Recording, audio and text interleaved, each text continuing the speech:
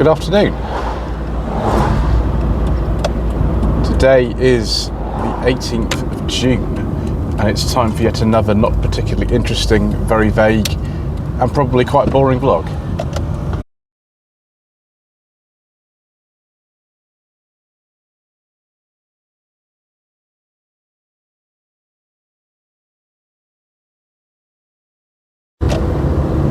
Those of you who are channel members on the top two tiers will notice that this very vague vlog is being recorded actually a week after it should have been. Those of you who just kind of follow a normal scheme of things, it won't make a huge difference to you, but I actually left my mount somewhere in North Wales about 10 days ago. We don't actually know where, we've looked for it, and so I couldn't make any videos with pieces to camera in them for about 10 days, so that's why this is about a week later than it should have been.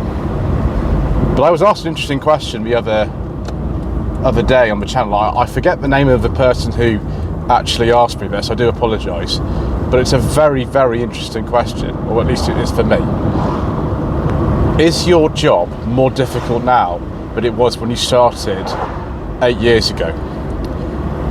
So I first started operating as an independent vehicle consultant before the days of a YouTube channel in 2017. It's so long ago actually, my lady wife and I weren't even married when I started.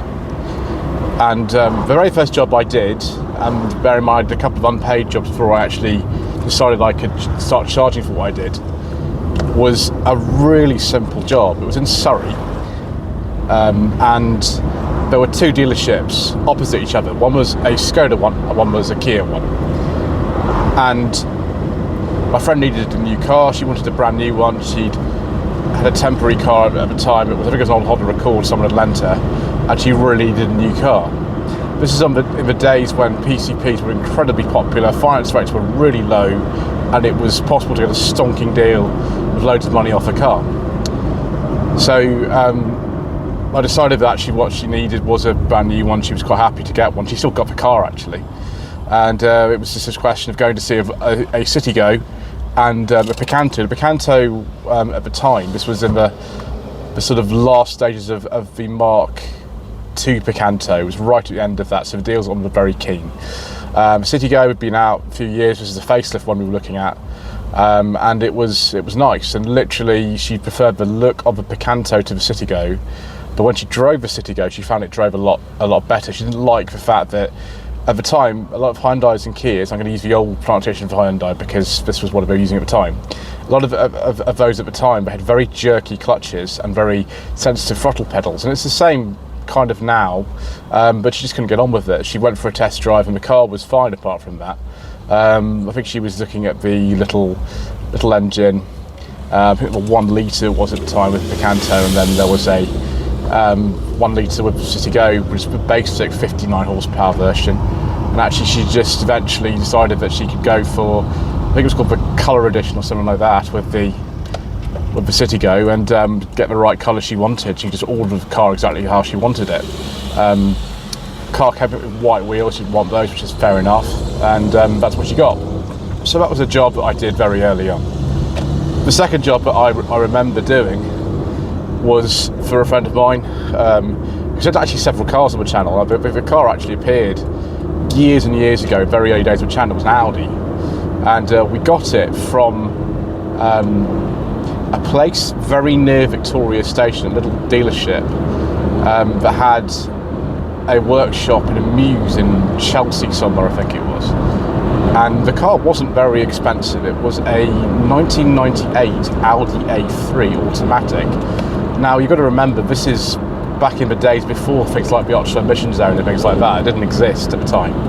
It was sort of rumoured, but it hadn't been really confirmed. And so you look through the Auto Trader on a website or eBay or something like that, and there were tons and tons of cars for that sort of money, around sort of £800 to £1,250. And this was a car that had I think 2 owners from new, so the car was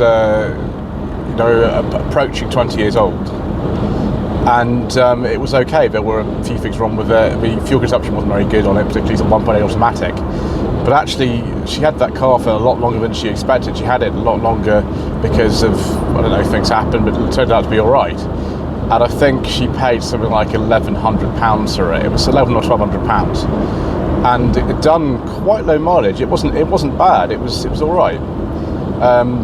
So yeah, the next one I remember doing was actually one I can relate to an earlier video that I did back in, I think, April, where a friend of mine wanted, back in 2017, a car for £800 or thereabouts, again from London, because she lived up in the East Midlands and she wanted me to find a car in the cheapest possible way, which is like, well, just find one round the corner for where you are. And again, loads and loads of choice for under £1,000, and this Hyundai Get, it was 12 years old, 1.1 CDX, I don't know what mileage was on it, something, maybe 70,000, and it was £800. Obviously the problem with that car was the cam button needed doing, which I did tell her to do, and of course it then failed quite soon after she bought it. But as a non-interference engine, it actually was kind of okay. So she got that done, and she had that car until about April this year, when we then got her a Clio, but I'll come back to that. So there's three very typical jobs I did very early on, well over kind of sort of 7-8 years ago now. Let's look at now some recent jobs that I've done. So first job, we'll go straight into one about the Clio, in case you don't know, but there was actually a video about this anyway, but we had to up the budget to about £3,000 this time to get a car that was remotely comparable to sort of things which she got for £1,000 back in the day. Obviously we weren't looking in London, we decided to go to look in Reading because she had some family there, but she lives in the East Midlands, so again it was a lot cheaper for me to do the job down here than it was for me to go to East Midlands to do it there, unless I'd been there for some odd reason. So we looked at a couple of things, and it's just the standard of cars we looked at. I'm not going to go into detail about what they all were, but I was just very disappointed with the standard of cars, and also the fact that people were not very honest about what was wrong with them. And if we'd just been looking privately, there were quite a few cars within a budget that were all right privately, but there's stuff that dealers sell, and this is something that if you watch sort of Chop's Garage, he's been talking about recently, that it's difficult for dealers to make a decent margin in cars like that anymore. The consumer rights are very different from what they used to be, price of cars are generally higher, and so they can be a bit sort of funny. But the one we got for her, the Clio, although it was a 2008, it was a very old car now really, it was very good, it was one owner from new, the underside of it was immaculate, which is amazing. It done something like 45,000 miles. So it wasn't very exciting particularly, but it doesn't really need exciting, you need something that works, and for the budget, which was fine. So obviously we're going up much further to find the same type of car, or actually probably a slightly better car for her, even though it's quite old.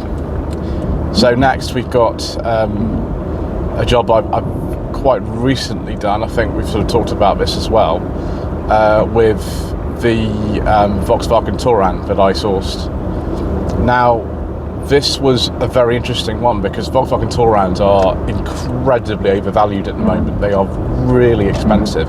So back in the day, this is in 2018, I did a job for my client when he was just on his own, he didn't have a family at the time, and we found him a Kia Proceed from I think 2010, in 2018.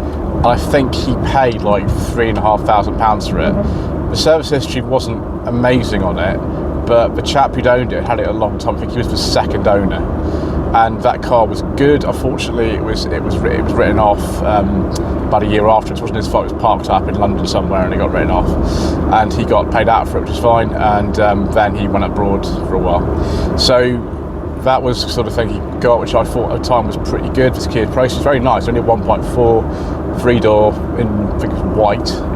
And yes, happy with that. But obviously now we're looking at a 2017 Touran, which is a car they actually chose eventually, and it was sort of £15,000 or something, which for a car that's 8 years old. Now, bear in mind, it was the top spec, it was SEL, and it had done like 32,000 miles. It was virtually immaculate. Lovely loads of service history on it as well from Volkswagen. So very nice, but an 8-year-old car, it's a Volkswagen Touran with that sort of money, like some extraordinary retained value, about 50% over the course of 8 years, I thought was quite a lot. But obviously for the money, they were willing to be a little bit flexible at the top end of the budget, but that just seems to me to be quite a lot of money. And obviously they're very happy with what we've got, and they chose that. But there are obviously cheaper options that you can get. The Zafira Tourer we looked at was, for a done job, was about £10,000. So there's sort of that. But just in general, prices are much kind of higher than they used to be for the sort of second-hand cars that my clients want to look at. We always generally buy petrols or occasionally hybrids, and sometimes they're sort of London-built automatic cars, and those are so expensive in London now in particular. So you need like a lot more money than you used to buy a comparable sort of car. But there are kind of dealers obviously kind of not wanting to incriminate themselves in things that they, would have trouble about if they don't. So they're very careful about kind of stocking these kind of lower value cars. Often they're not great. So is it more difficult? Well, yeah, particularly the lower value stuff, you're going to pay more money for the same sort of thing. High value stuff as well. Like, there's certain types of car that are hugely in demand, they are just a lot more expensive. The sort of things like the Citigo and the Picanto. Picanto, I think, is probably its last generation now. It's been on sale since 2017. It's been on sale for 8 years. Citigo's gone.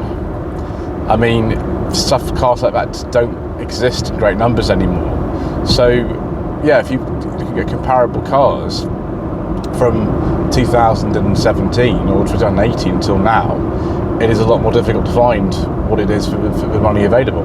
You do still find stuff like, particularly like private sales can be bargains, although it's a bit of a minefield, like looking at things like Facebook Marketplace and Gumtree for cars like that.